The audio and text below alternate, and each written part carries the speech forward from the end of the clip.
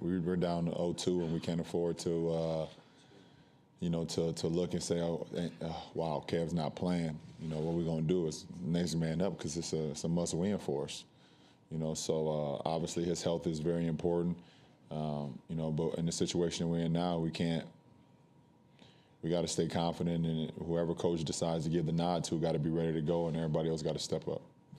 I have kind of a point forward that I play with, a great player like that comes down, and he can also be the general. And over the last year and a half, I've just learned how to play in between with that, as well as letting him do what he does. And he's getting downhill, and he's spraying out to myself, Swish, and RJ, and Kevin, and we just have to be ready to knock down shots. He also called himself the general. The general? What do you have two generals? Not the buddy mall, man. No. No, okay.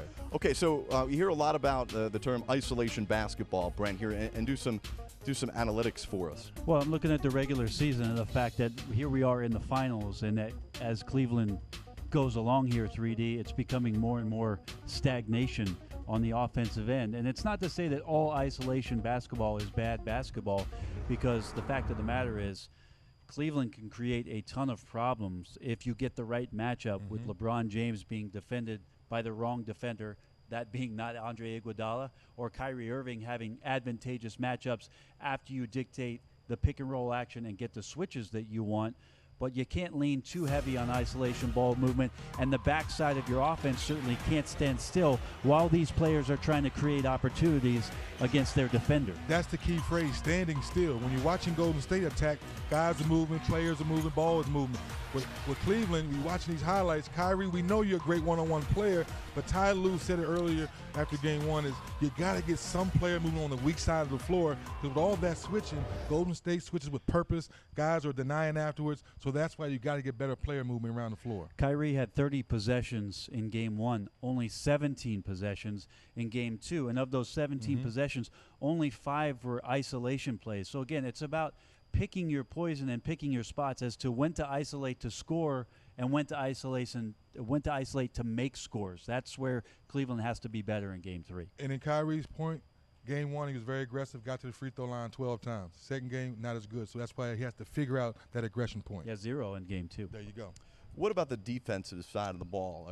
Are you able to stop and slow down the Warriors, or can they generate some offense from that defense? Because remember, all of the turnovers the Warriors had in game two, and unable to really capitalize yet, and you still lose. Yeah, I think, again, for both of these teams, they'll tell you about how much your offense can help dictate the setting of your defense. And with Cleveland performing as poorly as they have on the offensive end, shooting the basketball, they haven't been able to get back 3D, in my opinion, and be set up for what the Golden State Warriors do with that continuous movement. So maybe some of isolation play, slowing it down, getting into it again, back into those advantageous possessions where you can take advantage of a defender, can help them get the balance or predictable shots to let that defense flow back and be as set as they possibly can be. What about the communication factor here?